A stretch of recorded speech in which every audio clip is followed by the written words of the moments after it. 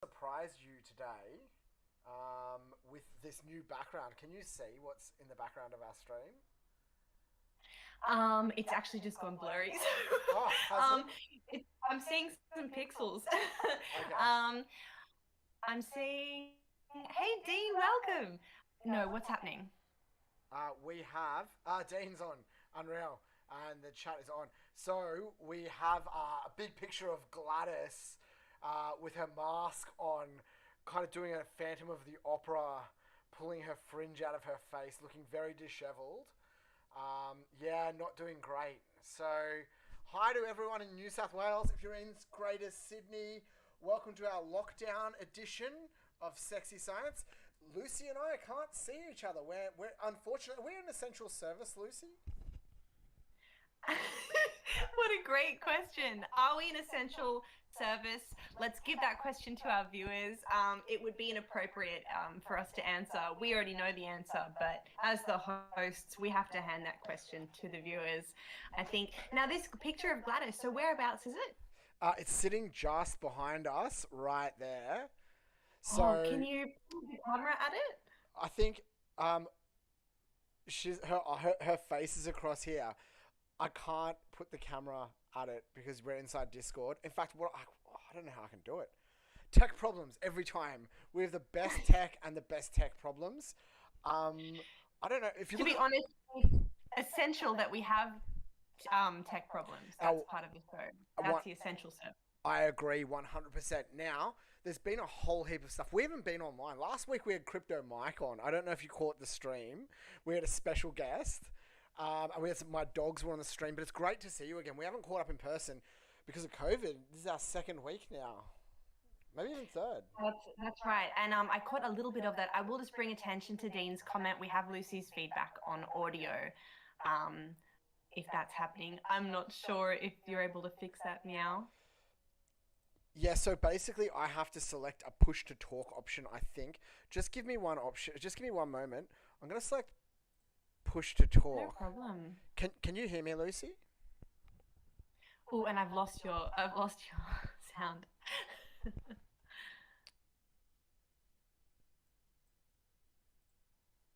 Can you hear me now? Okay, I just need to quickly check what my push to talk button is. Perhaps I can try and look at that too. Thanks, guys, for staying with us. Okay.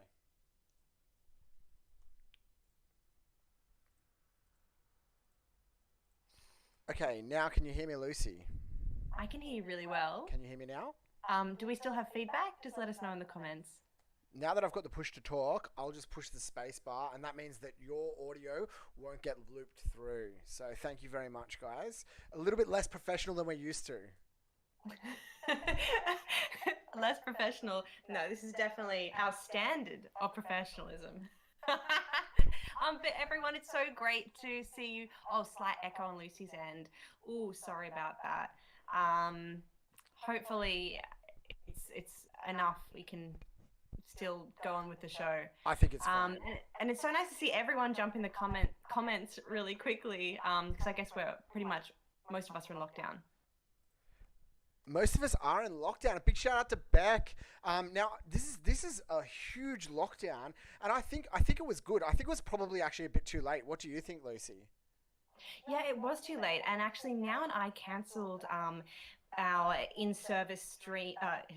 in-person stream last Tuesday because we were already concerned about the Delta strain. So the government, I mean, it was behind us in that perspective, weren't they? They were indeed, and we're seeing a big kickback for the federal government. People are really disappointed. We've got vaccination rates per capita as low as India. But we've got 26 million people and they've got a few hundred million people. So people are pretty upset. We've got between 4 and 6%. People are upset, and rightly so, I think. I totally agree.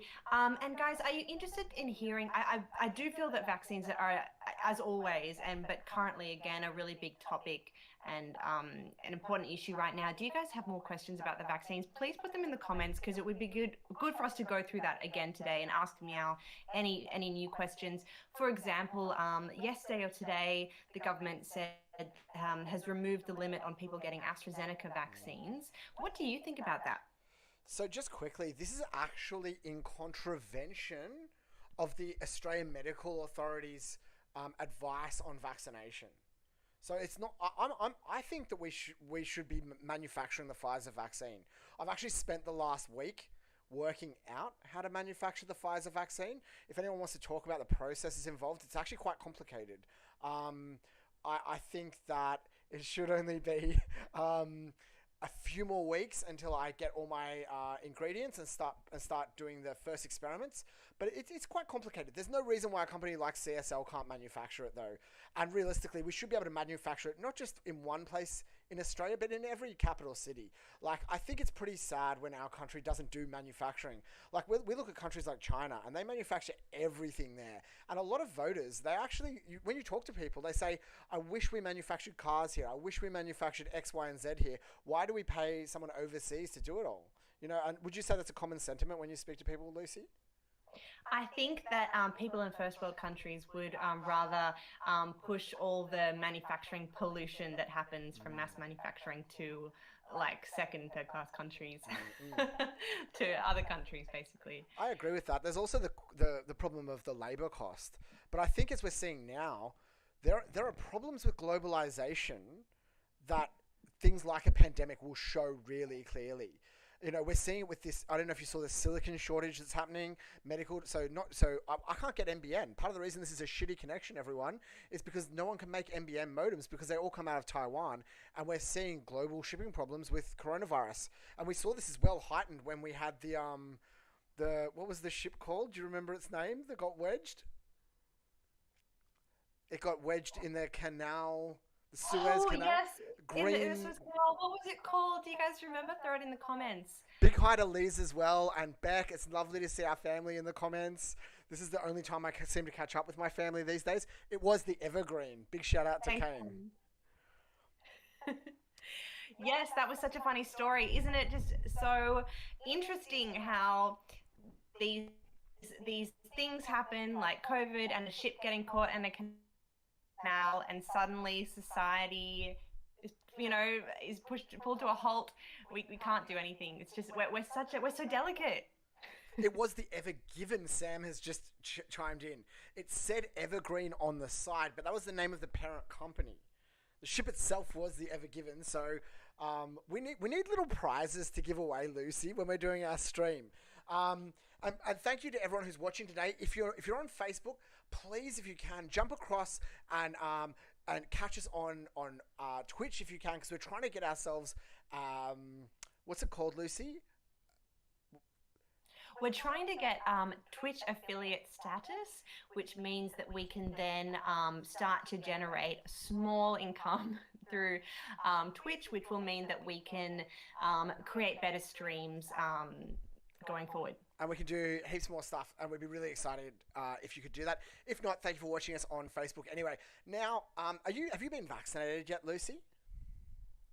I'm so excited I get vaccinated this Saturday. I booked in for Pfizer a few months back, and there was quite a wait.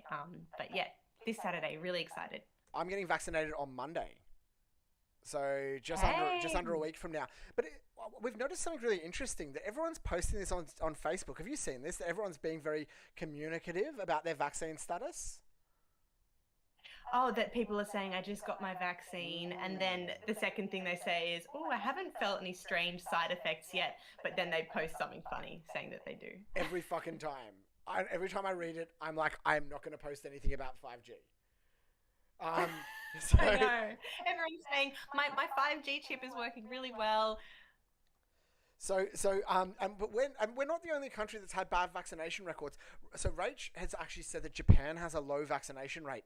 Now we're seeing countries like Singapore, USA, and Israel starting to go back to business as normal. Now we were having business as usual just before this outbreak. So it looks like there's multiple ways to manage it, but it's kind of sad that we didn't roll out the vaccines before the outbreak. Now there seems to be this like fire in our bellies to get it all done. Yes, actually, and there are quite a lot of people in the suburb that I live who don't want to get vaccinated. And I was asking the local businesses in the area, and they were saying, and the chemist and so, and they were saying about 50% don't want to get vaccinated at all. So that's regardless of whether it's Pfizer or AstraZeneca. Um, and one of them came up with a really funny solution, a way that they thought they could encourage everyone to get vaccinated. And then it sort of happened recently. This was a month ago or so. They were saying what we should do is we should just open the gates to people from India to come over, and no quarantine at all. Just let them all come, bring Delta over, and suddenly everyone will want to get vaccinated. Well, it looks like for better or worse, their wish kind of came true. Now, this Delta variant is really scary. Have you seen how quickly? Have you seen any of this CCTV footage? People in the same room that just pass each other get it. I'm really scared of it. It's quite terrifying. And we've also seen this Nature paper being released about up to 40 to 60% of people having long COVID. Yes, and it really frustrates me that people don't understand that long COVID is a thing. They think that they'll just get COVID and it'll be like a flu or a cold and it'll go away and that'll be fine. No, it does do lasting damage. And as you pointed out in the past, it affects the lungs. Which were the main areas? Yeah, so it was shortness of breath, lack of sense of smell and taste, and then some cognitive impairment and fatigue. So all these symptoms are above 20%, right? So some people have all these symptoms, long COVID, right? But it's looking like the biggest one was shortness of breath in about 60% of people. So this is something which is going to cause what we call a long tail. You know, most people will kind of get cured and COVID will be gone, and then there will be these residual symptoms which will just, you know, slowly weigh down the healthcare system for a very, very long time going forward.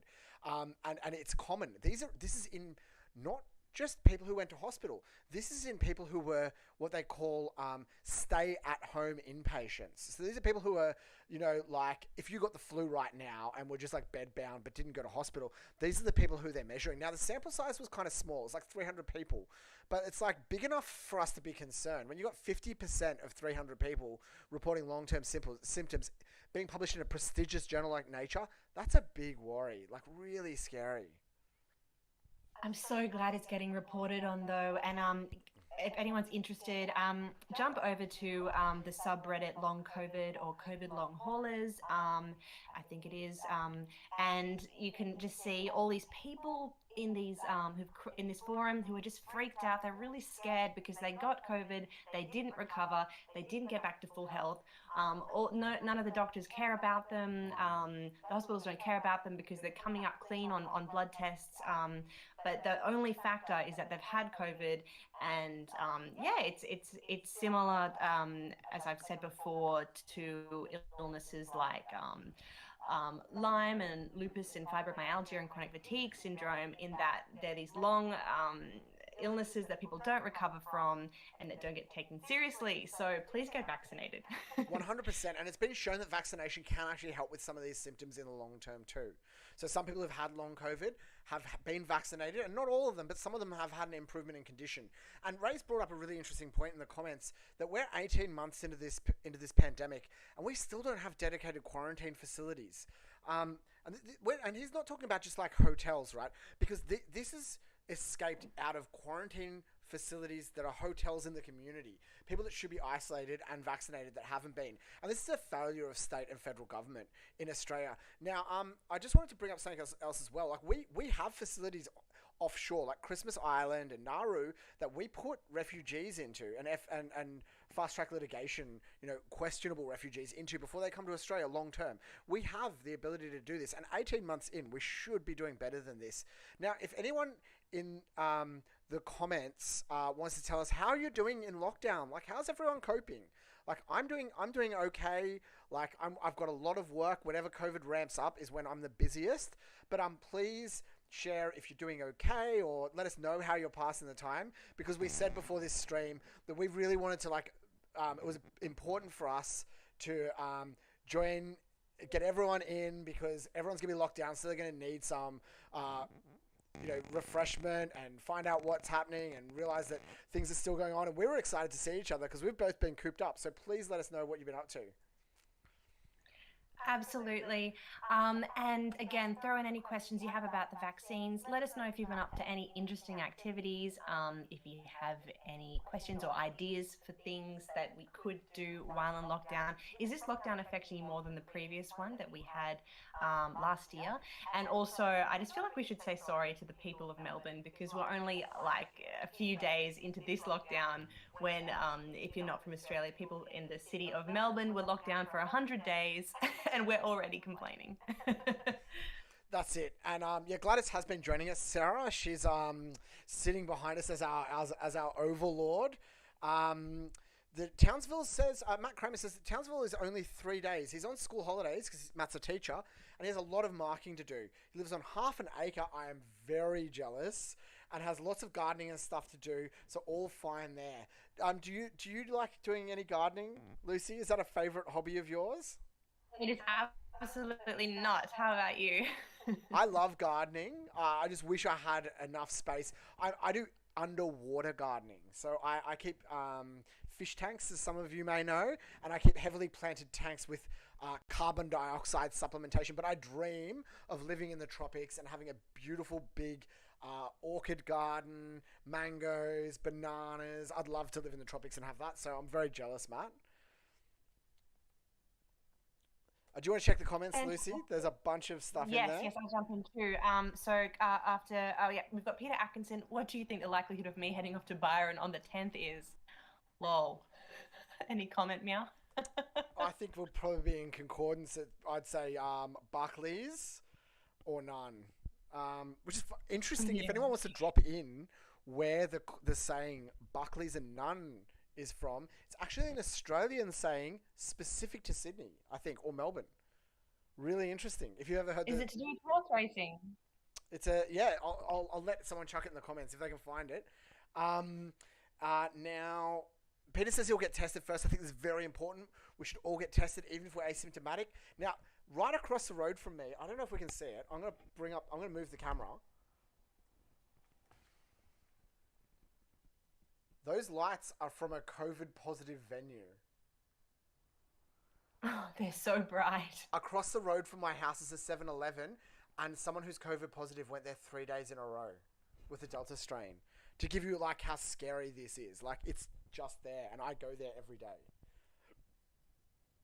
Wow. What do you get when you go there? A meat pie and some energy drinks. When I'm feeling lazy, I just go across and get it. You get COVID. Well, for all we know, like, people have gotten COVID in there, so. That's right. So look, you just have to hold on till Monday. And then is it correct that you get 30% immunity after the first dose, and then afterwards it's around 95%? Yeah, and the thing that we think about this as well is you don't just get like an immunity. Basically, the first dose will stop you from dying, right? People who have even the first dose don't end up in hospital. So, and then after that's a reduction in symptoms. So any of the vaccines are going to be better than COVID, right? If we didn't have the threat of this over our head, we can kind of wait. But like, I'd say at this point, if there's even a mild threat that you're going to get COVID, you just got to go out and get whatever vaccine you can get. For sure. And I just want to throw it quickly to Pranav's comment, who, guys, Pranav's from India. He says, hi, everyone. Sorry, I may not interact with you this stream properly because our maths class got delayed and started right time. when your stream started, but I'm watching you guys in peak mode. Thank you so much for joining us, Pranav. I don't know if you can hear us. If you can you let us know how it's going in India at the moment? So Delta has come to Australia, and so now we're in lockdown. Last time we spoke to you, I think maybe 3 weeks ago, India was also in lockdown, and I believe that that got extended for you. So if you guys, Pranav, if you would like to comment on that, please do. And I want to say, Meow, as well, you know how I just mentioned briefly before that the government has opened up AstraZeneca to the broader population, I think people under 40, and you were saying that's medical... you were saying something like I forget the term that you said, but do you think that people should be going to get it? Go to get which? Sorry, so I was just turning the volume up. Oh, no worries. AstraZeneca. Yeah, so this is a personal choice. The risk is basically zero that you're going to have a complication, but realistically, the government should be giving everyone Pfizer. But you know what? I don't want AstraZeneca because I can get the Pfizer. But realistically, I'm probably going to get both at some point. And honestly, from my perspective, unless you live in a place with a 0% chance of getting COVID, you should get the AstraZeneca. Like, I reckon, unless there's a very good chance you can get the Pfizer. But people are saying get both. Like both they're always safer than COVID. That's the take home message here that we really have to just continually say, right? That's right, because you don't want COVID and you don't want long COVID. I also read that it's best that we get Pfizer and AstraZeneca. So I'm happy to get AstraZeneca down the line as well. And Pranav is saying, Delta version came in our state first case. The first case was actually in Pranav state. But there is no lockdown, our government open lockdown. Okay, so it must have finished. And the government is struggling between lockdown or to stabilize the economy chaos. Okay. Now, and yes, Matt, we're getting both is better. ¿Por qué no los dos? That's it. That's exactly right. Now, big shout out to everyone who's doing work at home. Thank you guys for keeping the country going as we are doing your best. And sorry to anyone who's got mental health issues. I saw that there's, Rach just said that, we only get 1 hour 3 times a week. They're really trying to reduce how much we interact. They're trying to reduce this spreadability. Now, people were still allowed in pubs last week when the first cases of Delta strain were there, but that got shut down very, very quickly when they saw how contagious it was. Now, where are we up to? I'm just catching up to the comments. Poconoles dos, yes. Are you going to get both of the vaccines, do you think, Lucy? Yes, I was just saying I would like to, so after getting Pfizer, and when, of course, it's, but I feel like this might be a next year situation because we still need to get the vaccines to the people who need them, and that's the majority of the population. I don't necessarily need to right now, that they should go to others, but yes, I was hoping to get both one day, yes. I think I probably will end up getting both too. Now, this is one thing. Emily just brought up a very interesting point, which is that there's speculation that the incubation period is longer for the Delta strain. Now, what's interesting is some of these cases were testing negative at 14 days and then positive afterwards. Now, the thing is, if we don't let anyone interact until after the 14-day period, we would expect that we would actually be evolving the virus towards having a longer incubation period, which is a very interesting way of thinking. And I'd like to say a big shout out to my niece Kaya. She's just posted in. I don't get to see her very often. She's down on the South Coast. So we've got to be careful about the way that we deal with these viruses, because the way that we stop them from spreading will cause them to evolve in different ways. Could you explain that a little bit more? How are we helping the virus evolve when by giving it a longer incubation period? So could you explain that, please? Let's say that we have 100 people with the virus, and the virus ranges between 2 days incubation period and 15 days incubation period, right? So, and there's 100 of them, and one has 2, one has 15, and say the middle 50% is at 7 days. but we put them all into quarantine for 14 days. The only one that leaves quarantine is the 15-day one. Now that one goes out and infects 100 people, but those 100 people all have caught the one with the 15-day incubation. So that one becomes the one that's common after that. I see. Well, very well explained. Thanks for that. Does everyone understand that as well? And how likely is it?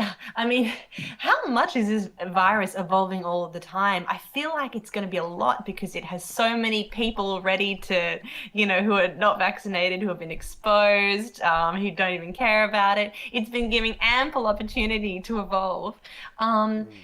Is that your opinion too? Yeah, and also viruses by nature evolve really quickly. So they have all sorts of little things. So one of the things that they'll have is that bacteria and viruses actually have an increased ability to mutate. So in our human cells, we don't want that, right? We want the mutations to be very, very low.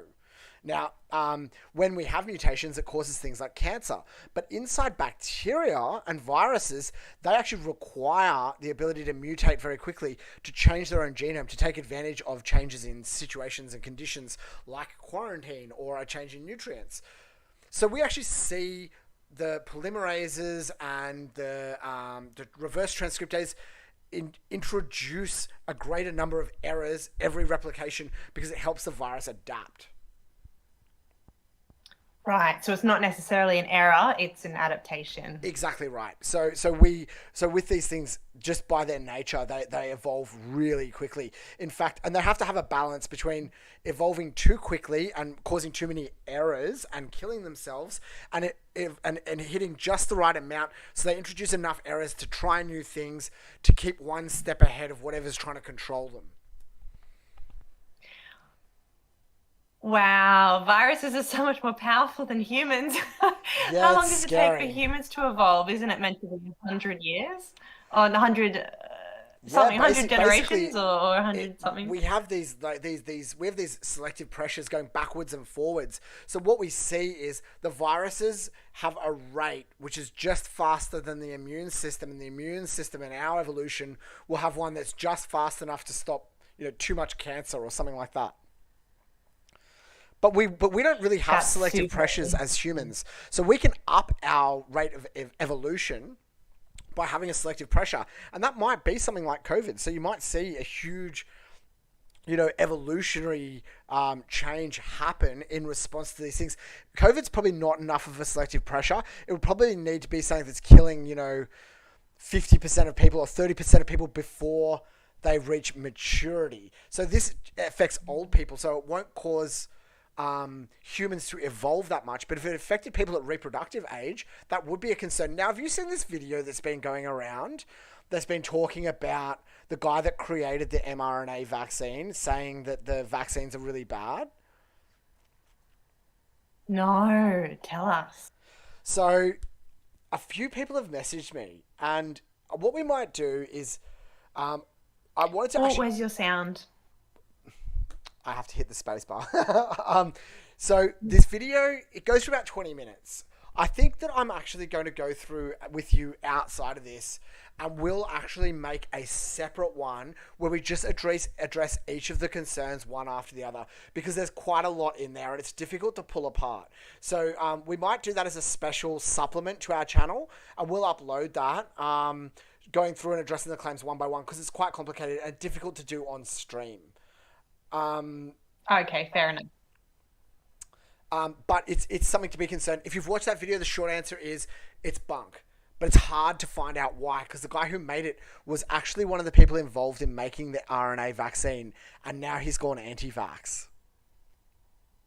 And the main reason, could you summarize it? Could you TLDR it?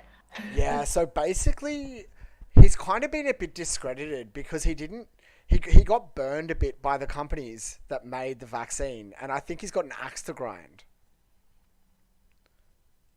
And he probably isn't aware of how bad long COVID is. Long COVID. Well, he was talking a lot about the hyperconcentration of the some of the fats used in some of the vaccines accumulating in the ovary, and as far as I can see, that's just not true.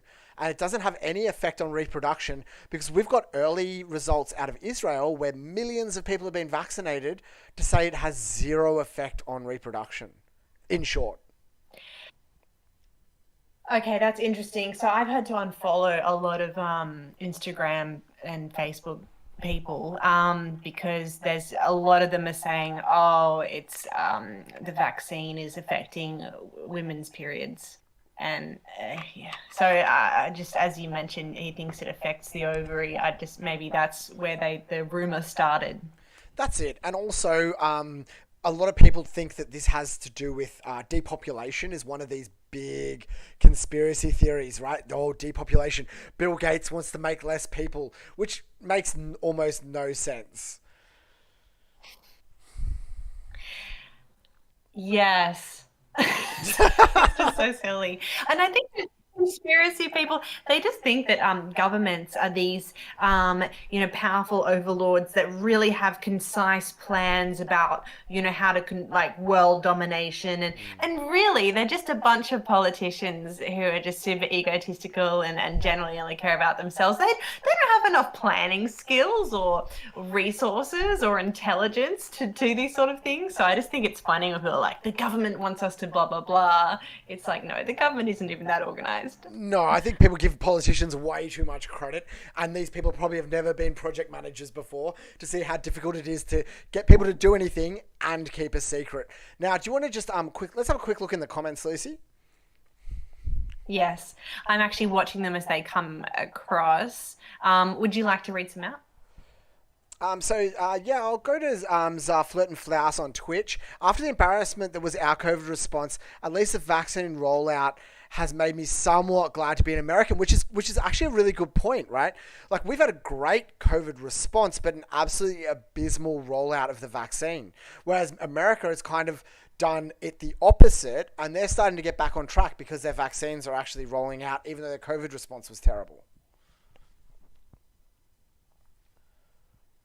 And now the most rational conclusion, Twitch said is basically, is it like the logical conclusion to say the virus will always be one step ahead? Well, it won't be that the virus will always be one step ahead, because we've actually killed viruses before, like made them extinct, as we've seen with smallpox, right? So we can beat the viruses. Will all viruses be one step ahead? Well, probably, right? There'll always be some virus that works out some way to beat our current defenses, but we can actually beat some viruses, and we may be able to beat all viruses eventually, because we are smarter. We can do things that evolution can't. But at this stage, we may beat COVID. We may actually completely cure it. Or we can force ourselves to evolve faster with mRNA vaccines. Definitely, and mRNA and future vaccines. Really, we really need to do that, because otherwise we're going to. And what we've seen with COVID is that we can, with current technology, we can reduce the iteration time between sequencing the virus and constructing a vaccine. Now, we've done this in a matter of months. Vaccines will never take years to get through regulations ever again. They will come out in a matter of weeks. We will never have something like this ever again because of how quickly we can go from sequence through to vaccine. As we see that we can go through the clinical trials quickly and safely, I think that we're going to see a really short time from people getting infected to a vaccine being on the market. Is that so? Because why? Because we streamlined the processes during COVID, or why? Yeah, and basically we know that it's safe now. If we can do it with 7 billion people, we can now roll these things out really quickly, right? There's no reason really why. With very, very quick and small clinical trials, we can actually roll them out very, very quickly. Like, there's almost no reason why we would need to do it longer. Now, Nathan Waters has brought up an interesting comment, which is the ivermectin. So people have been betting me this ivermectin, which is a broad antiviral that has some efficacy supposedly. Have you seen this, Lucy? It's kind of like HCQ. I'm going to Google it. Or HQC, hydroxychloroquine. Ivermectin. HCQ, yeah. I'm just going to quickly check the comments. Is there anything Mm. X403 error said, is there anything we humans should definitely not do to help along the divergence and evolution of COVID, like antibiotic resistance? Well, it doesn't really matter with COVID because with viruses, there's not a lot we can do to make it worse. So I think that basically the more it's out in the community, it should tend towards being less severe, but we don't always know. The best thing we can do is get vaccinated. The less it can be out evolving, the worse. We want to reduce the amount of COVID out there, full stop.